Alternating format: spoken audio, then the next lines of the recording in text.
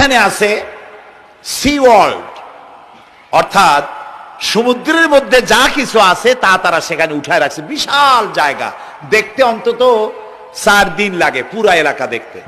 তা আমার হাতে সময় 5 ঘন্টা, 5 ঘন্টা আমাকে দেখতে হবে। আমি বললাম গুরুত্বপূর্ণ জিনিসগুলি আমারে দেখাও। তো নিয়ে গেল। এই আপনাদের মাঠটা যত বড়, এরকম একটা বড় পুকুর, সেই পুকুরের মাঝখানে আছে একটা ওয়াল, আর ঠিক মাঝখানে আছে একটা মঞ্চ, আর 10,000 লোক বসতে পারে এরকম একটা গ্যালারি। ওরকম একটা গ্যালারিতে আমাকে বসালো টিকিট কাটায়া। ওখানে মাছের খেলা দেখানো হবে।